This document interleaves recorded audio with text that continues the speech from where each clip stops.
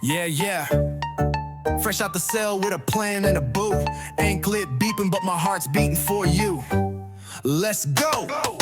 Met her on a prison pen pal site. She said you cute even in that orange light. Now I'm home and I'm free, kinda on probation. She picked me up in a Prius, pure elation. Got a teardrop tat and a heart full of dreams. She brought cupcakes and some government cheese. I said, girl, you a snack, maybe even a feast. She said, you just hungry cause you live with the beast. Love after lockup, wild and free. Got no keys, but she got the key to me. From yard time to FaceTime, look at us glow. From prison phone calls to reality show. Love after lockup, we don't play. Tinder got nothing on JPay. I did my time, now I'm doing hers. Doing laundry and love, both in spurts. Hello and welcome back to another episode of Love After Lockup Lockdown, where we are covering Season 2, Episode 45. As always, you can find us in our Facebook group and on Instagram at Love After Lockup Lockdown. I'm Jennifer. And I'm Lisa. And this week we're covering Season 2, Episode 45. This is an episode of Life After Lockup titled Bonded and Ghosted. Lisa, how are you? I'm doing good. How are you? Fantastic. Again, I had no idea it was called this because I did not write down the title of the episode. That's okay. I don't have a lot to say about anything other than we just thank you for our continued rapid growth, and our Facebook group is also rapidly growing. We're about to hit 77,000, or I believe we hit 77,000 members today. And we're going to do something special when we hit 100,000, but we don't know what that is. Maybe a live. I have no idea. Maybe you'll finally get to see our beautiful faces. Who knows? Yeah, if you have any ideas on how we should celebrate 100,000, email us or message us, something like that. You know how to get a hold of us. Yeah, definitely you can put it. Obviously, best way to get a hold of us is on Facebook, either on the page or in the group, whatever. Either's fine. So this week we start with Cheryl and Josh, and Cheryl's outside screaming at Josh about how Tina hit her and going on and on about her cleaning up her son's mess. Yeah, so Cheryl's got her best stink face on. She's being a total jerk. We still don't really know if Tina actually hit her. She said that her son made a mess, meaning Cheryl's son. I guess he spilled a cup of water and Cheryl started cleaning up the water, and Tina wanted the 3-year-old to clean up his own water. Come on now. I mean, my kids at 3 years old are not going to clean up a cup of water. I don't know. There's nothing wrong with having him help to clean it up. I don't know that she necessarily expected him to clean it up by himself, but there's nothing wrong with expecting a 3-year-old to help clean up a mess that he made. I don't know. I think that's a little much. I was thinking it was like toys. Yeah, he's got toys, and then you can help pick up the toys with mom or whatever. I didn't realize it was a cup of water. I don't know. So Cheryl says something about Tina watching her own kid, and then she's like sticking her fingers in the outlets. So I think that Tina has as this scene progresses, I think Tina has a young daughter.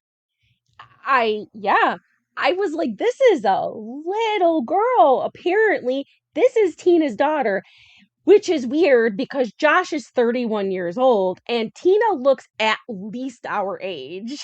Oh, I'm like, easily. "Man, I am like, hell no." I thought that was maybe another child of hers, like Josh's sister brother's child that she had custody of.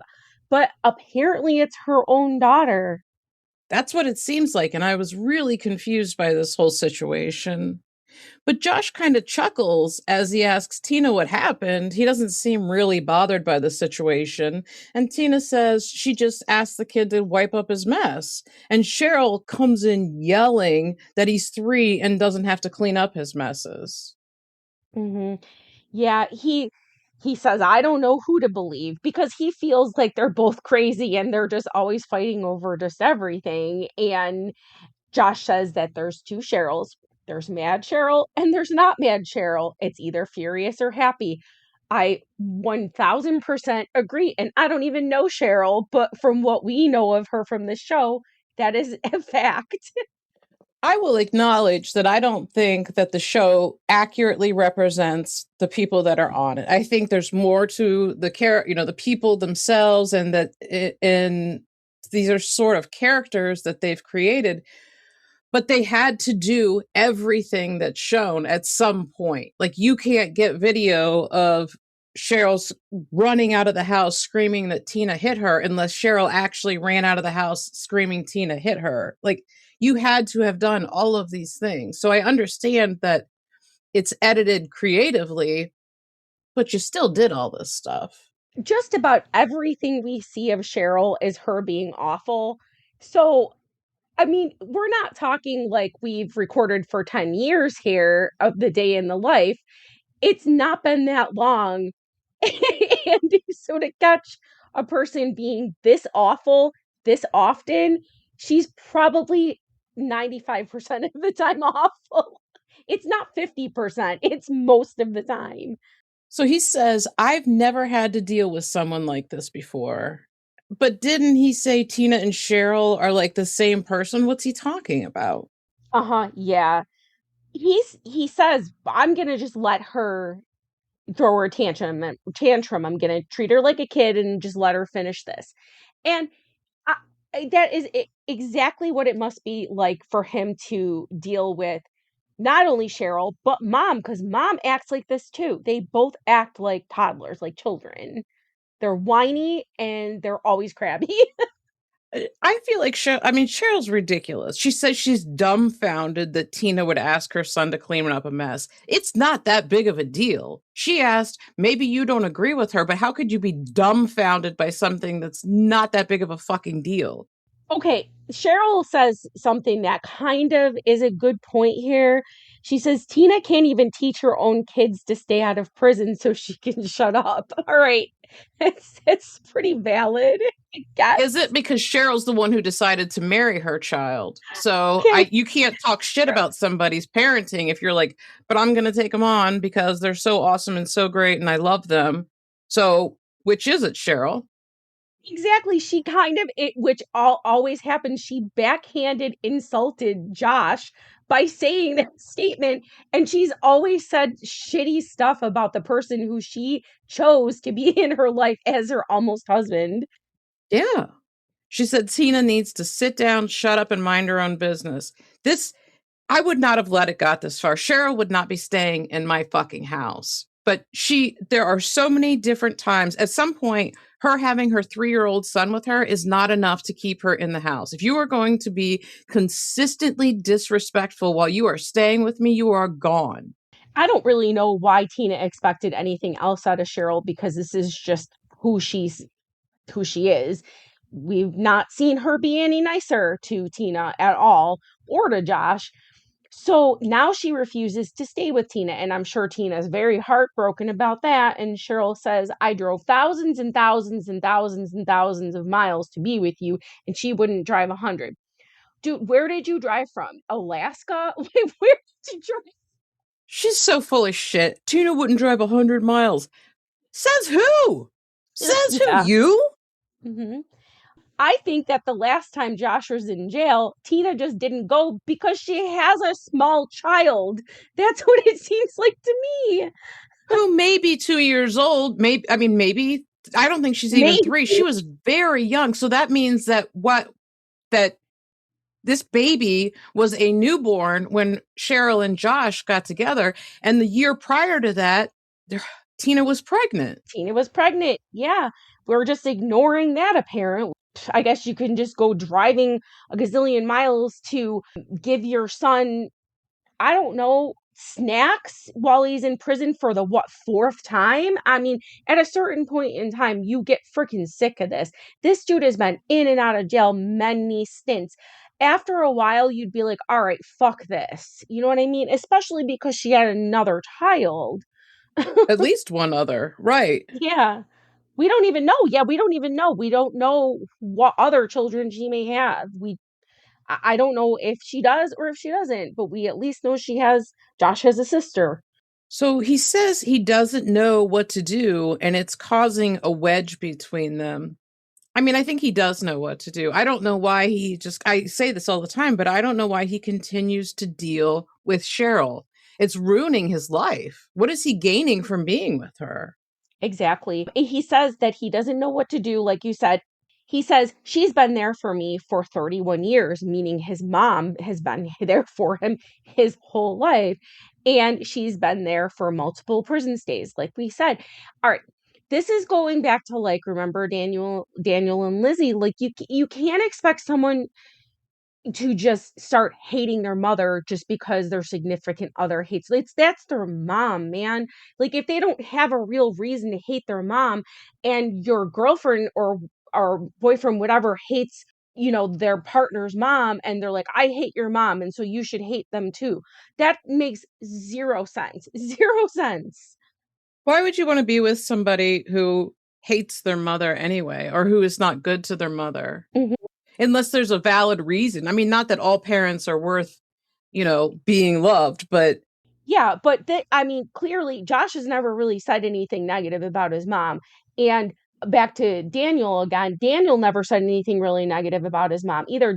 Just that his mom was kind of like overbearing, like he was like a mama's boy. But like, if there was something shitty to say about their parents, we would have heard it. We would have heard it. Like, my mom was a piece of crap. She beat me up. She left me for dead. I was homeless. None of that has come out. right. Josh says this isn't the kind of behavior he wants from his future wife, and he's in over his head. Are Mhm. you just realizing this now? No, he realized this the first time around, and now he's doing it a second time. Why? Why? I so wanted him to be with not Cheryl. I feel like, had Josh done this with someone else, not Cheryl, at least a decent person, I truly feel this man would not be back in prison. I really feel that. He would have at least had a fighting chance. Yeah, But Cheryl yeah. kept everything so toxic and chaotic all the time. And somebody who already has poor impulse control is not going to respond well to that. No. He needed someone to keep him on the straight and narrow, direct him to a normal adult life, and help him get stable, and this was not it. Absolutely. Next up, Andrea and Lamar, and they are going shopping at a sex store. And Andrea says sex is very important in a relationship, and living apart doesn't support a healthy sex life. Oh, goodness. All right. So they're looking around at all this stuff, and they're going through the laundry and this and that, and then she gets to this big fluffy long white gown thing that's on like a mannequin, and it's obnoxious. It looks like curtains or like chiffon that would go under a wedding dress or something. And they're joking about it, and Lamar's like, that's too much clothes, and Andrea says, no, you just lift it up and you search for it. Like, these two together, I know people don't really care for Andrea, and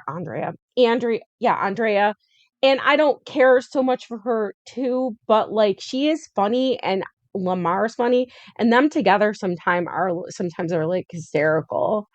They are, but she's such, and I say this all the time, everyone is a hypocrite, but she is such a fucking hypocrite. Like, it's to her core, and then she stands behind it, and that's the problem. Like, she says stuff with her whole chest that she has no business saying. Yeah, she puts herself on a television show too, like blatantly being a hypocrite, like all the time, and on every episode. Every episode. But Lamar says that he's surprised that they have this kind of store in Utah, and she's like, "You're allowed to have this stuff as long as it's in your own bedroom." She says that sex makes you closer to Jesus, and I'm like, where does she come up with this shit? Like, God's always watching you. where did she read this? Yeah, that is true. That is very disturbing, because I remember being told that as a child and then being like terrified because of that. She says they are here to be fruitful and multiply, and the toys help you multiply. And when you multiply, that's when you feel closer to Jesus. Okay. Okay, now, and then she asks the lady, "Where's your dominatrix stuff? Because this is very Mormon." She asks him if she can handcuff him to the bed, and he says, "Hell no." And she's like, "Why?" And he says, "I just got out of prison, man." That's Yeah, fair. I know. He's like, "Yeah, I don't want handcuffs. I've been handcuffed for years." And then she starts like pulling out like whips and stuff. And then she proceeds to like bend over, and Lamar is whipping her with the whip in the store. This lady, although she works in a sex shop, looks super freaking weirded out and very uncomfortable. The person that was working in the store. They're usually unfazed by most everything. I mean, they see so many different things. She doesn't look amused though. She's got this look like she's not like smiling or laughing or anything. She's like looking like, when is this going to end? She looked uncomfortable. Yeah, buy something and get But out. yeah, just get out. That's kind of what the look was on her face. Like, oh my God, can you just buy something? And then Andrea says, "What's the number one vibrator?" Yeah, and she's making like the lady that works there is explaining the different vibrators to Andrea, and Lamar is making the funniest face. I know, it was cracking me up. She's like showing her the one that's like the best for the G spot. And then that's when Lamar shot that weird look. It was so funny. She finally decides to buy the rabbit because it has a thrusting motion to it. So she's going all in. Yeah, yeah. And immediately though, Lamar is like, "Oh, let me see what this is." But he says he's still sleeping on the couch, but he's hoping that her fondness for toys will get him back in the bedroom faster. But she uses this against him. Here's the thing, he's still sleeping on the couch, yet you're taking him to a sex shop and you're talking to him about sex that you are not going to give him. This is her messing with him again, like she always does. She is just messing with him and messing with him like she does with most people in her life. So she says he thinks he's going to have easy access to her because of the toys, but he still needs to prove himself to her. Until then, she'll be sleeping with her vibrator and have the door locked. Well, Hmm. fuck you. She was putting on that feather mask, that big feathered mask, and she was like, I think that that's what she bought then along with the vibrator or a whip or something, because like they didn't really show what was put in the bag, but it seemed like she said that's what she wanted, and I think she bought the feathered the feathered mask for some reason. Yeah, they didn't show what it was that she ended up buying, but he did ask her if she was going to wear it out of the store. Okay. Next, Clint and Tracy, and Clint says he feels like he's lost without Tracy by his side, and the thought of her going back to prison scares the shit out of him. I Okay, this is where this episode takes a turn and gets so sad. And I'm just like, I had tears and like near tears in my eyes a couple of times. He says that if Tracy stays sober and out of trouble, the chances are that they will give her a lighter sentence. And then we see him pulling up to a gate, which is his parents' house. Right, he tells his mom that he's decided to bond Tracy out, and his mom asks him what it's going to take for him to get it. And she says he's never going to see the money he uses to bond her out again. And he says, of course he will when she shows up at court. That's if she shows up at court. Yeah, yeah. He says like, "Oh, she just has to show up to court." And mom says, "Yeah, like the minute she gets out, what's going to happen? Just like the last time what happened when she got out. She went missing." With your rental car. And what else? Oh, money. So his mom says that even if Tracy doesn't jump bond, what are his plans? Where is he going to go from there? And he says he wants to talk to Tracy about rehab. Mhm. Yeah, okay. Great plan. But mom says no one can make her do anything though, Clint. So he can say all day that he wants Tracy to go to rehab, but ultimately Tracy has to make the decision to go to rehab. On top of that, The jail has to decide that she's not going to go back to jail in order for her to be out and be going to rehab, unless, of course, the jail somehow has a rehab program.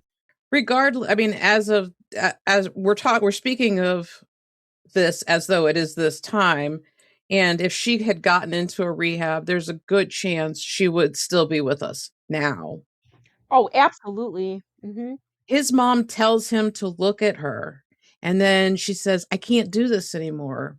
She tells him that he's ruining them, and she says he knows she's speaking the truth, and he says, "I know you are." And he does, but he's gonna ignore her.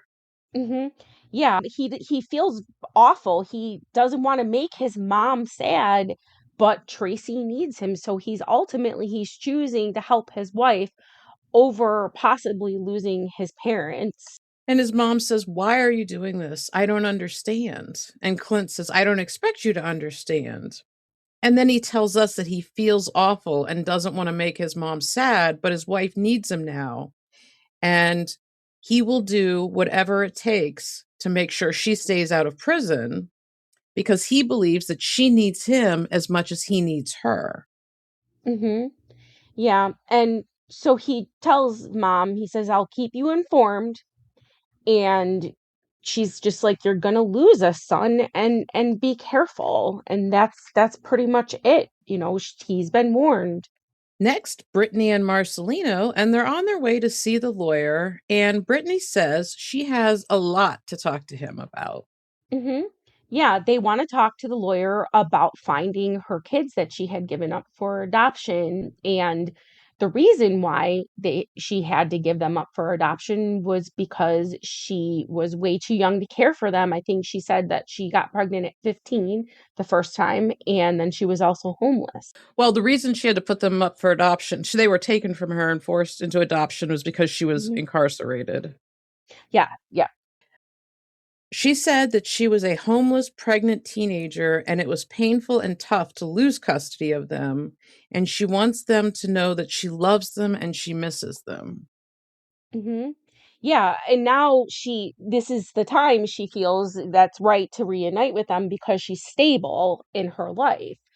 Um, and we do know she has stayed stable. She has never gone back to her former way of living, which is awesome.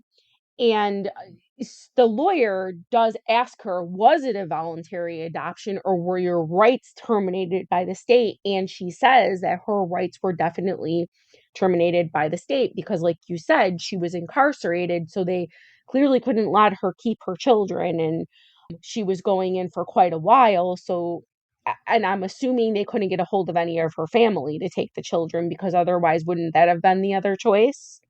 Yeah, I don't know. She says she doesn't know if meeting with their father will do any good, but she has some things that she would like to get off her chest.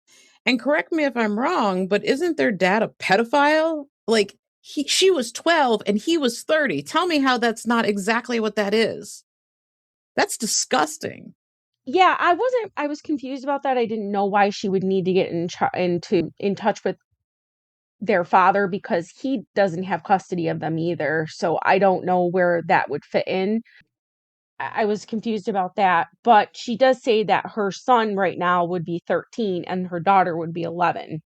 The attorney says that when the state terminates parental rights, it's very hard to get information, but that she does have the right to access the court records. And he tells them that they will need to find the case number, and that will tell them where the kids were placed and who their current guardians are. Mhm. Yeah, but and there's a hurdle because he says you have to find out if the new parents are even open to this. Right. Marcelino says he thought the custody with Gio was an uphill battle, but this seems like it's going to be significantly more difficult. Mhm. Yeah, and then he says that this may be like a 2 or 3-year process, could be even longer. Sometimes people don't even find their children until those children are adults and then look for their parents. Marcelino says he's worried about money with all the lawyer fees going out. He's been on a little downswing with his poker lately. Mhm. Yeah. Remember, it was $30,000, that bill that they have right now, and then you would be tacking on the bill for the lawyer to find the new kid, or the new kids, the kids that were given up for adoption. And so Marcelino doesn't want to set Brittany up for failure, and the lawyer says that there's no guarantee that you'll find them, and when you do, you may not get granted access to them. So they could be spending all this money, doing all this work, and then get nowhere. At least the attorney's honest with him. Mm-hmm. Next, Megan, Michael, and Sarah, and Megan looks to be meeting with B at the park for some exercise. Mm-hmm. Yeah, this was weird to me because I almost thought, because B was at such a distance walking towards her at the park, that I thought they were trying to pass it off as Michael walking towards her. And I looked at this dude because they have like a similar hairstyle, and like that is way too muscular to be Michael. And then he comes walking up and it's B. I don't know if you caught that, but I thought it was B from the beginning. okay. Like, what is that? And they're gonna exercise, take a walk, I guess. And B looks ripped. So she says she needs to get back to getting healthy.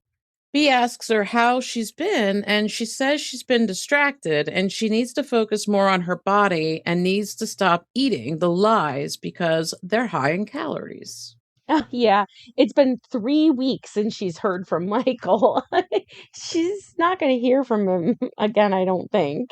This might be her on the way out. Uh-huh. So the 3 weeks is when he left. She hasn't heard from him since he left. And she tells B that Michael said he's talking to other women and he's basically ghosted her. And B says, that's good because I don't really like him that much. B's a great guy. He is. But he's not getting through to her, and it's very frustrating to watch, and then I'm sure it's frustrating for him. B says that, like Maya Angelou said, when people show you who they are, believe them. Now, I don't know if that's the actual quote or whether that's the person that said it, but absolutely 100%. B tells her that she needs to forget Michael and she's a good woman. He says, you've been repeating the same cycle for years now. Mhm. Yeah, he calls her a catch, tells her that she has so much to offer. This is just going in one ear and out the other, and you can see it. Just this, he's just like, this has just been a couple of years of a repeat cycle, and Megan just still isn't getting it. And I'm like, man, like, just wake up. And Megan says, well, this is hard. I've had real feelings for him, and I have real love for him. She says that she doesn't think that he's talking to other women romantically, and because they have history and chemistry, and she cares about him and she loves him. That's not going to stop him. No, and I was like, okay, what is she trying to say here? So what she's saying is, okay, so she does definitely know he's talking to other women. She stated it. So she says romantically. So what does she think? She thinks he's just talking to these women sexually and meeting with them for sex. And as long as it's not romantically, it's okay. I don't understand what she meant by that. I think that there's no sex involved and that it's not romantic. It would just be on a friend level. Oh my God. B tells her to stop giving Michael energy and it's time for this to be over. Sarah tells the girls she loves them, then tells us that she's not telling them that Michael's supposed to come because she can't even count on him to show up. She doesn't take what he says seriously at all. Yeah, she's sitting outside being a mom with the kids, playing, doing what she's supposed to do, her responsibilities. And meanwhile, Megan is with friggin' Maria in a car, and Maria is saying she doesn't want any drama. Okay, what are you talking about? How could this possibly not create drama? Is she dumb? What is happening here? Well, Michael's telling her a bunch of bullshit, and for whatever reason, she's believing it. I mean, Michael Ugh. says he doesn't want to end up in jail, But it's like, okay, just don't act like a fucking piece of shit and you should be fine. Yeah, well, we know he is, and he's still in and out of jail. So Michael says Maria is very different from Megan and Sarah, and she's more mature. Call me crazy, but I believe he said that once upon a time Megan was better than Sarah. Now we have Maria, and now Maria is better than Megan and Sarah. Got it. One of the things he says is that he wants to be able to tell his woman that he wants a threesome and not have an issue with it. And by that, it makes Maria more mature because she will accept that he wants to have a threesome. That's what he's saying. It makes her a dumbass who's easily manipulated and is being fooled by the same man that Sarah and Megan and many other women have been fooled by. If this is your damn priorities in life, you, you don't have a job, you don't see your children, you're just walking around like a piece of shit in society, going in and out of jail. I mean, this guy, he's freaking terrible. I can't stand him. And he's wearing that stupid hoodie again, like he doesn't own another fucking shirt. Yeah.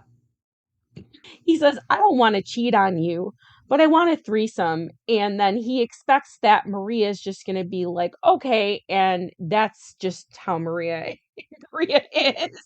I guess she's okay with it.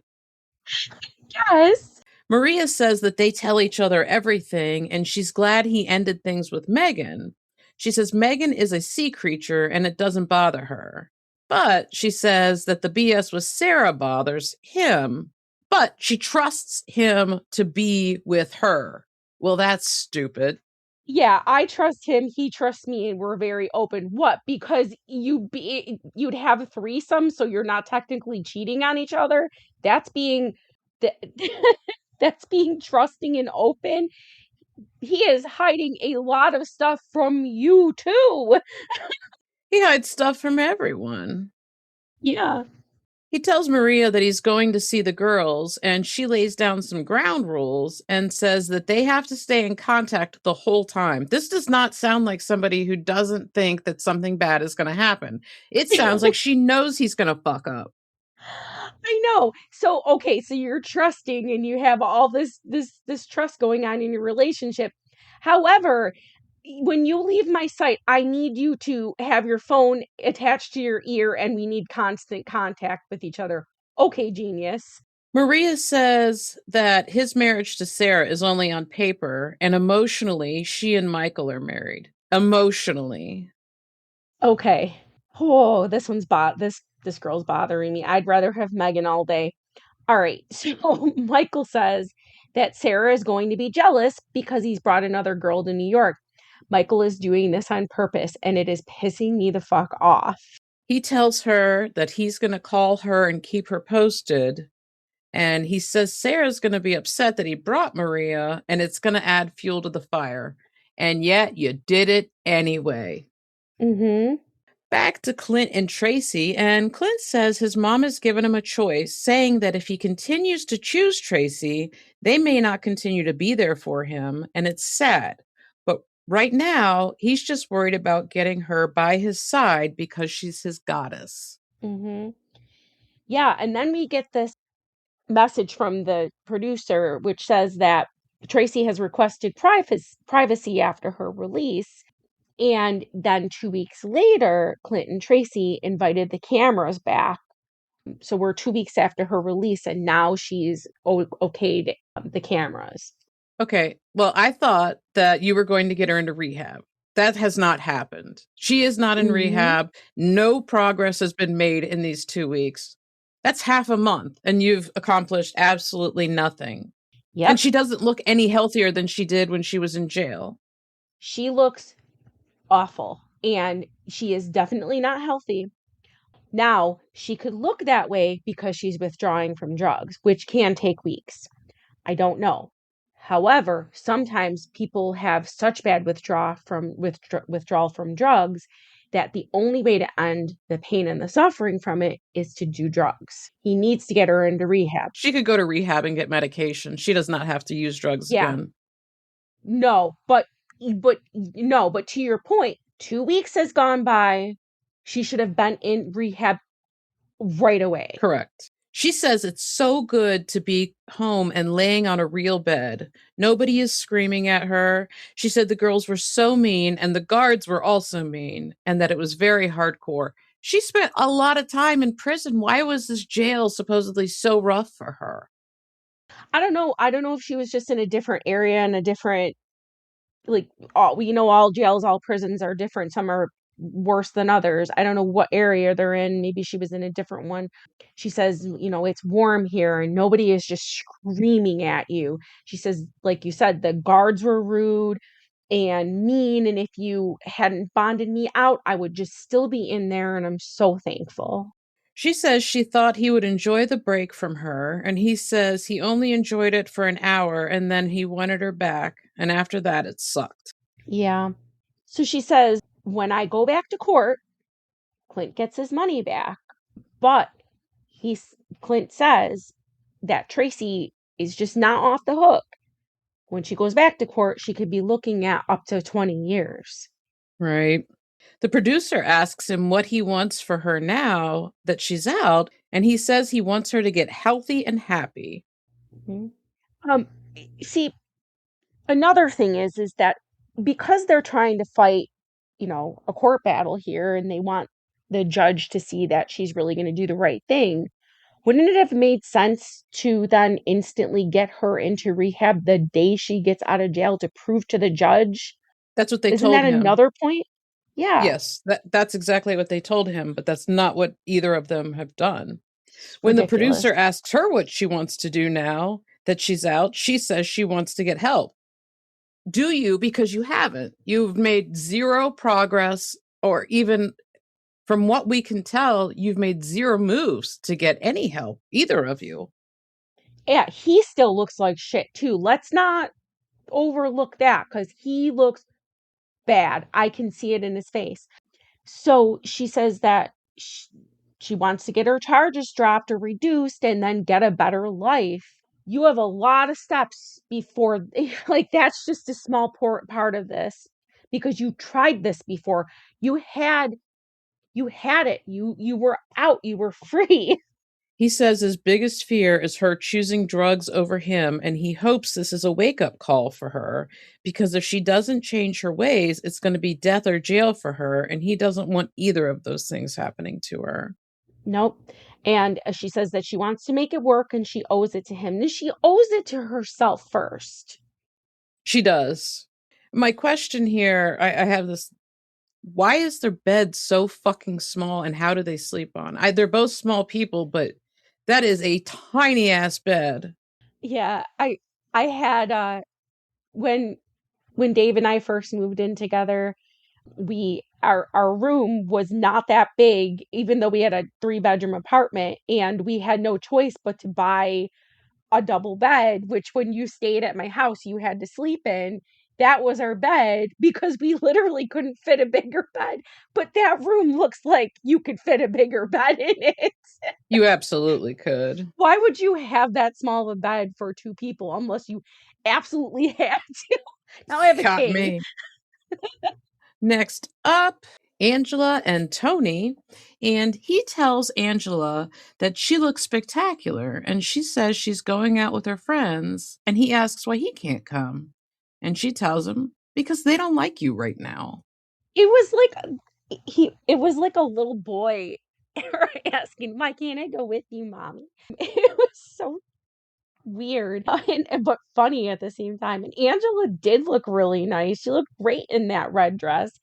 Yes, she did. And yeah, and her shoes were nice too. I loved her shoes. So she's, Donna, Tommy, and Brenda, so her sister, her and two friends, and they're gonna go to like a Mexican restaurant, I think. He asks her what time she's going to be home, and she tells him she's not going to tell him because she doesn't know. Yeah, she shoots him like a look of sheer disgust when he asks it too. Like looks not thrilled with him. Yeah, she's like, "Well, why do you care? So that when you can run home before I get back?" I would absolutely be thinking that. And why would she think anything different? Right. He tells us that there's still a lot of tension in the house, and sometimes she won't even talk to him. He's lucky he's even in the house, man. Mhm. Yeah, I think at this point, like, they're not even really in a relationship right now. She's just letting him stay there because she feels bad for him, because otherwise he'd have no place to stay, and this is his technically his address right now for his parole. So she says, "You better stay out of trouble and make good decisions while I'm gone." You should not have to say that to a grown man, especially not the one that you're in a relationship with. I've had to do that too. He says he knows he did wrong, but her rules are harsher than the halfway house rules. And she's pushing him, and he's almost ready to say, screw it. And I say, bye, bitch. I was like, "Please, please do. Please walk away and leave this woman alone." Goodbye. So, yeah. She says that he's been out doing his own thing and now she can go out and she can do hers. She says that he's mad at that she's going out, and he's probably going to go out and do something to get back at her. That's an awful feeling, man. I like lived like that in my former relationship and like feeling like you can't go do something like normal things like go out with to dinner with your friends or family and thinking that they're going to be like a child and be like, "Oh, well she's going out. Well, and I'm not getting to go with her. I'm going to do something bad on my end to get back at them." And all they want to do is just go out and have freaking dinner with their friends. Come on, man. It's a terrible way to live. I feel so bad for Angela. They ask her if Tony's coming, and she says no. And Donna Faye asks her if she got him a babysitter. Which is a really valid thing to say at this point. Yeah, and then the friend, and I didn't catch the friend's name. What did we say it was? I I don't don't know. know. Yeah, the friend, the female friend says, "I cannot wait to meet this guy." And Donna immediately says, "Oh, he's a sleeve." And then Tommy just takes a little sip of his margarita. It's Tommy. Like, yup. Angela tells them he was talking to prostitutes, and her friend asks her what is it that keeps you holding on? And she says, when he's good, he's awesome, but he makes bad choices. And most of the choices he makes are bad. Yeah. Did you catch that Tommy said what? When Angela said about the prostitutes, because apparently he didn't know. He's like, "What?" Poor Tommy. I know. He's like, "Oh, I had what was it, $600,000 and some tickets to, what was it, the Bahamas?" He was gonna give her a good life. So her friend Brenda, I guess this is Brenda is the name, Okay, says that Rhonda. Angela has a heart that's so big that she believes if she holds on, he will change. And I think that's true. She wants him to be better and thinks that somehow she can make that happen. And unfortunately, that's not the way it works. It doesn't. It never works. They're either good right from the start or not. I mean, people can change, but this is not a man that's going to change, and he has never changed before, and he's not going to change now.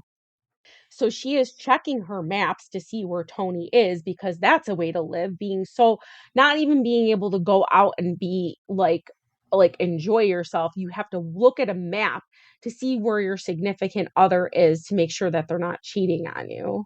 Tommy says that she has to track him because if she doesn't, he will cheat. And there's no doubt in his mind. Mhm. Yep.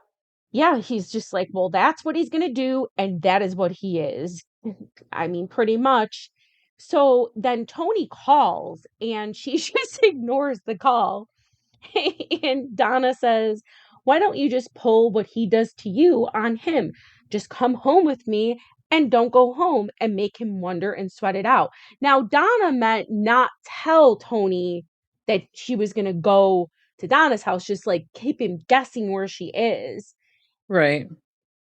But I mean, you'll in the later part of the scene, she winds up telling Tony what she was going to do.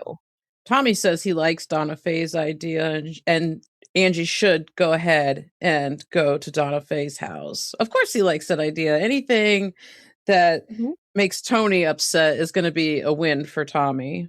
Yeah, but then in the end, Angela decides to go home, and then Donna calls her a chicken, and she then Angela says, "I still want to marry Tony, but I don't trust him." What is she waiting to change though? What does she think's going to happen? I do not know. Donna Faye says if Angela stays with her for the night, Tony is going to be out on the prowl looking for another woman, and she'll be glad when Angela finally realizes it, Mhm. Yeah, she said she's gonna go home and find Tony laying up with his dope-headed prostitute. which is possible. Yeah. Back to Andrea and Lamar, and Andrea and Nyla pull into a parking lot, and she tells Nyla to listen to the Holy Spirit, and Nyla tells her that she knows what she's doing. Uh-huh. Yeah, and then she tells her, "You drive with one foot and not two." And Nyla says, "I'm left-handed, so I'm going to use my left foot." That's not how this works. However, I remember when I was taking driving lessons when I was 16 years old, I thought you used 2 feet to drive, and then the driving instructor yelled at me and was like, "Are you using 2 feet?" So I think that is kind of I guess it happens, right? Or It am I the only must. one? I don't know. Nyla says Andrea is so overdramatic. She hasn't even started the car yet, and Andrea is already yelling. I would not want Yeah. Andrea to teach me to drive. She is a miserable person. I couldn't even stand to be around her. No, and of course she's screaming, "Jesus, Jesus, Jesus." Yeah, Nyla's like, stop touching me. They have Priscilla in the backseat, and I'm like, "Why do you have this child in the backseat when this girl has never driven before?" I'm like, "What are you doing?" So then Priscilla says, "I don't I don't know how to drive, but Nyla's kind of bad at it." They try to make it look like Nyla is driving super fast with quick, sharp turns, but I don't really believe that that's how it was going. No. Andrea says that Nyla won't be learning how to drive, and like a good Mormon, says, hell no, I'm not doing this, and Nyla just laughs. Andrea asks Lamar if he's ready for scripture study, and he says, why do I have to be involved in that? And she says, it's just a family thing. This is fucked up. This whole scene is fucked up. It really is. He's just like, "I don't wanna learn Mormon stuff." I've been in spots like this with family before where they're, like, trying to push religion on you. It's very uncomfortable, and you shouldn't do that to people. So, Lamar has been in Utah for a week, and she feels like that this is she needs time before she's, like, intimate with him again, and I feel like she's trying to test Lamar, and that I think that if Lamar just goes along with this and does this like scripture study, then this is his ticket to like the bedroom or something, which is fucked up. Unfortunately, I think that's true. When he was in prison, he promised her that he would go to prayer group once a month, but he hasn't fulfilled that promise. Here's the only issue I've taken with Lamar this whole time is she keeps saying that he made promises to her regarding being Mormon and didn't follow through with that. That is an issue. Don't tell somebody something if you're not going to follow through and do it. Yeah, he didn't deny it either. He didn't deny that he said these things to her, which is you're right. It's not right. So she wants Lamar to be Mormon because apparently he promised he would. And he says that Andrea wants to be Mormon and he's not asking her to be gang or crip, so she shouldn't ask him to be what he's not. So her friends show up at the house and he offers them a beer, obviously joking. And the woman says, oh, not today. And he says, well, maybe tomorrow. Yeah. Then they're gonna do this weird reading of Mormon the Book of Mormon, and there's the friend there with the weird red hair, and Lamar says, basically, do you think that this is fair to force someone to do scripture studies? And her friend says, well, I was forced as a child, but Lamar's not a child. Right. But even after she says that, he's like, but as an adult, do you think it's fair to force somebody to do Mhm. this? So he's not taking what she says as, who cares? You know, that's your life. This is my life. Why do you think it's okay to push a religion on me? And Andrea says she's not doing this out of hate. And he says, no, you're doing this out of control. He tells them they want to impede on his freedoms and on his individuality and his spirituality. He says, if he's doing spiritual studies, it means he's feeding his soul something, and he doesn't want to feed his soul something that he disagrees with. That is so Mhm. fair. Yeah, it is. And then he pulls out his phone and he starts reading the history of Mormonism and members' qualifications. And before 1978, most Black members could not participate. And he said, this is really recent. And I don't want to participate in this.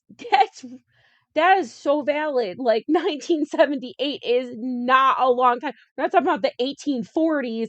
Like this is a very racist religion, and I am so on his side right now. And this whole time I'm like, why is a Black woman even messing with this religion at all?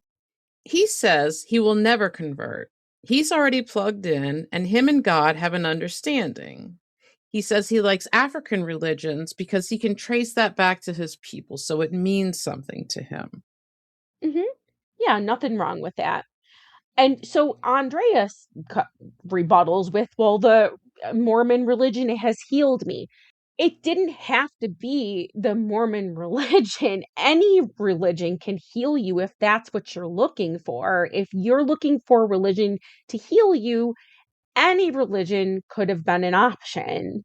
He says that's fine, but he doesn't feel like this is for him, period. And he doesn't think it's for Black people at all. Mhm. At that point, she should have recognized he's not going to change his mind, regardless of what he's told her to this point, regardless of what he says from this point. He's not interested. I don't know how he could make that any more clear. And he has super valid points, very valid points as to why. And the lady who kept trying to weirdly touch him, and I don't know what the hell her name was, she says, you're going to struggle to be effective parents together. And I'm like, what in the fuck is this lady talking about? How does that correlate at all? I'll tell you what I hated. Her name was Stephanie, and she kept fucking touching him every time she tried to talk to him. I felt him on this. Do not ever approach me and touch me, ever. Even if you're sitting next to me, consider that the closest you need to be to me. Who did she think she was? She touched him. He said, "Don't do that," and then she immediately tried to do it again. Fuck right off. I know. All the way. Yeah. Oh, how very Mormon like of her. Like someone asks you to not touch them, and then she purposely, you could see it, immediately tried to touch him again. What Yep. a a demure, wonderful, modest Mormon woman you are. He tells her friend that it may be what she needs, but that's not what he needs. And he says his opinion is just as important as hers. Valid point. Just because she's Mormon does not mean he has to be. Yeah, the what did you say the lady's name? Stephanie. She was then Well, there's crying, Stephanie and and it was Carrie, care. I don't know whichever one. The one that was one of trying to them. touch Lamar was starting to cry about it, and I'm like, oh my god! And I was like eye rolling so bad. And the dude with the red hair is like trying to rationalize everything. It's so ridiculous. Yes, she cries and she tells us that she was hoping to be able to give her testimony and touch his heart. And it's really hard to feel like she was offending somebody because that's not what she meant to do. You are not upset by that. You are upset that he did not do what you wanted him to do. Period. The end. And then I just wrote the small lady says he still loves you. the the man there tells him that they weren't meaning to be offensive and it was meant to be a study, and Lamar says, I'm not trying to study what my soul doesn't want, and asks if he can be removed from the scripture study, and finally Andrea says yes. Hmm. And then she says, I don't want to get a divorce. And she says that she doesn't want this to always be a problem in her life. It's going to be. Before he leaves, he does tell them that he hopes they learned something from him that they may not have known before. So those she saw the missionaries in the airport. What those people are going to do is they're going to go and force religion on people. That's what that mission is. They're going to walk around with their books in their suits, and they're going to try to convert people to Mormonism. That is what a mission is. So this is part of this religion, is trying to talk everyone and anyone you come into contact with into being Mormon. And I just don't feel like that is what you should be doing at all, especially not because in America we have freedom of religion. And why are you forcing people to convert to a religion? You don't even have to have a religion. Next up, Angela and Tony briefly, and Angela pulls up at home and says, when you have a lying ass boyfriend, you have to spy on them so you can bust them out on their lies.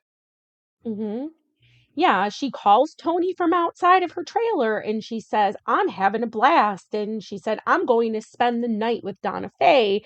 And Tony says, okay. This is where I was pissed because I was like, why did you tell him that? Why did you mention Donna Faye? Should have made him think you were with some man or something, or Tommy. It wouldn't matter because all she's trying to do is see what he's going to do. She's I, trying to find if he's going to go out. So it doesn't matter where she says she is, just that she's not coming home. That's the only part that's really relevant. I guess. And she just lights up a cig and she watches. You're not trying to drive him into the arms of somebody else. You're just trying to watch and see what will happen if you're not around. I guess, yeah. She says that if she's going to marry him, then she needs to make sure he's going to do what he's supposed to do. And she says it makes her sad that she has to do this. Then stop doing it. hmm Next up, Megan, Michael, and Sarah. Michael says it's been 2 months since he's seen the girls and he's currently on his way to visit them. The very first thing I wrote, which has not much to do with anything other than my just observation, I'm like, is Michael high or slow? What is wrong? Like, what is wrong with him? The way that he just looks like he has no emotion on his face when he speaks, and that, like, his tone of voice never changes. Because he only cares about himself. It's terrible. Like, what does this dude appeal? How does this dude appeal to any women at all? He has zero charisma. I don't know what is going on. He says when he made the decision to go to New York to see the girls, he decided to bring Maria with him because things are becoming so serious. That doesn't make sense. You do not need to bring your new girlfriend to see your daughters. There's no reason that you can't just go visit your daughters. That can't be enough for you. And also, we know that, like, what, we said 3 weeks ago, he was visiting Megan. So all of a sudden now he and Maria are on this, like, serious level 3 weeks later after going to see your other girlfriend and you being upset about her kissing your best friend. I don't freaking know here. This is messed up. So the minute that Michael walks up, Aviana starts crying and goes to her mom. And this is really sad and kind of scary. I was alarmed. She hands Michael Rain and takes Aviana over to calm her down.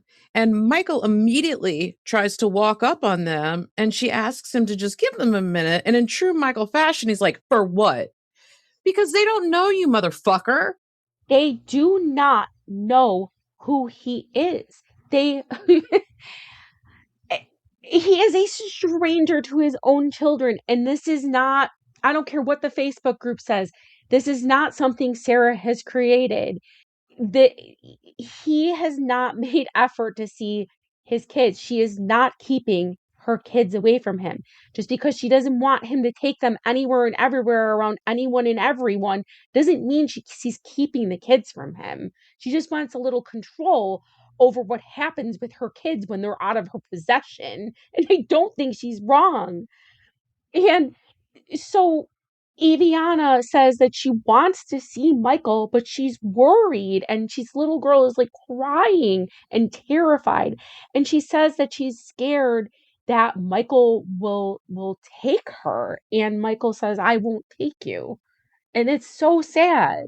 She says that Aviana has asked why Michael doesn't call them. And is it because he doesn't want her or he doesn't like her? And he tries to talk to her like he's not a fucking piece of shit. And she just continues to cry. She says he can't expect to just pop up after acting like a stranger and just expect Aviana will be comfortable with him. Relationships, especially with kids, take work. Hmm. Yeah, and kids are like, it's drilled into their head when they're like anywhere in school, whatever, like stranger danger. And basically, that's what this guy is. He's just this dude that's just walking up, terrifying this poor girl. It's terrible. And to her, yeah, it's like, oh, my dad's here. He's gonna take me. It makes total sense for if you were thinking about how a child would think. She had to have heard that somewhere, though. Yeah, well, okay, but remember the last time he saw her, he did take her to the park. So I was wondering if that was the thing. I don't know. I mean, Sarah went to the attorney. I kind of feel like maybe Aviana overheard something because that's why Sarah went to the attorney to begin with. But Yeah. she talks Aviana into putting her bathing suit on and playing with Michael. And he says that seeing her crying makes him wonder how she can feel that way. Are you fucking kidding me? Yeah, he says she used to tell me I'm her favorite person. This was just you talking to a child, a small child, on the phone where she can't see you when you were in jail, I'm assuming, because since you've been out of jail, you have barely called them.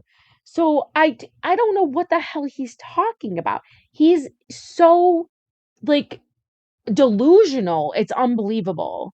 He says that he just wants to see her happy and smiling and laughing. You don't want to see her at all. You were forced. If Sarah had not threatened to cut your phone off, you wouldn't be there right now. That's the only reason you're there.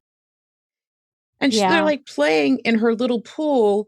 And then she yells to Sarah, she goes, I'm getting used to him. How sad was that? I That's where I almost like cried. I was like, that is terrible and terrifying.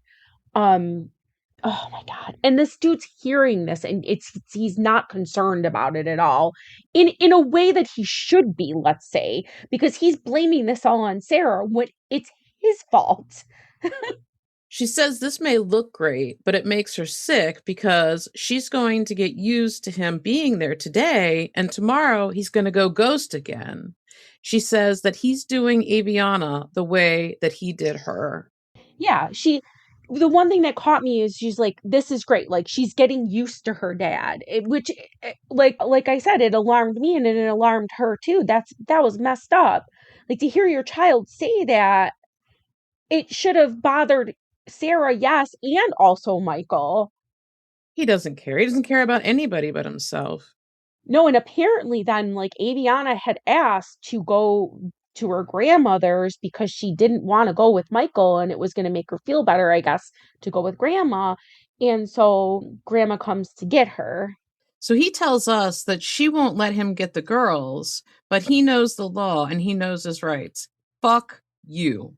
No, she's made steps to make it so that he can't just take them, and that was smart of her. He says she's not controlling him anymore by using the girls, and he's not a puppet anymore. He was That's never not a what puppet. she's doing. That's not, No. this makes me so mad because this is not what she's doing at He just all. makes stuff She, up to make himself a victim. she wants him to see them and have a relationship with them. He's lucky that she's doing that. Lucky. So she asks him why he's still there after Aviana left, and he asks her when he's going to be able to take the girls. How about fucking never a clock? Yep. I wouldn't. No, no way. No way.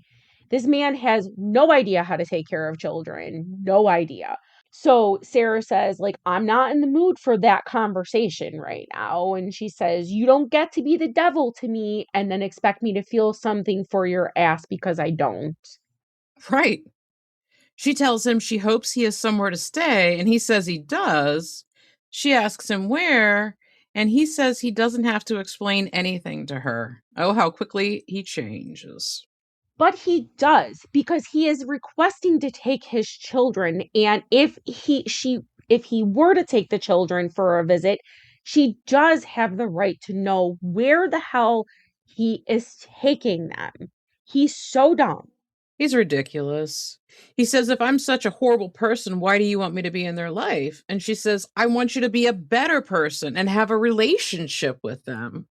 hmm Then she asks him, "Did you come alone?" And at this point, okay, Sarah's ebonics are in full effect, because when she yells at Michael, all of a sudden her her whole personality changes. I wish she wouldn't do this. Really, it's hard to take her seriously when she does this.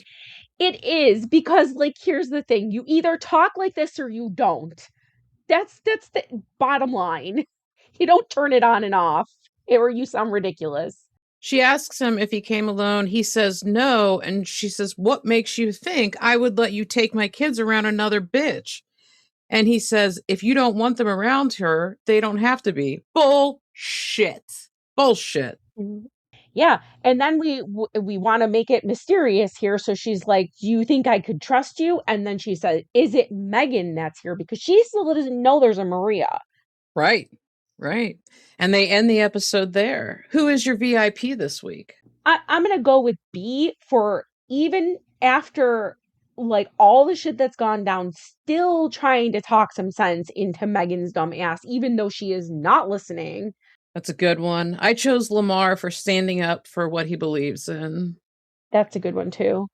And your POS? Michael, because he is so fucking dumb and useless. He really is, man. Mine was Clint for breaking his mom's heart yet again. Oh, yeah. So that's about it for this week's episode. If you enjoyed the podcast, head over to Apple or Spotify to rate and review. If you'd like to continue the conversation, join our group on Facebook at Love After Lockup, Locked Down. Listen every Wednesday wherever you find your podcasts, and keep those notifications on to be the first to catch bonus episodes. And in the meantime, don't fall in love. And don't get locked up. First date at Walmart, keeping it low.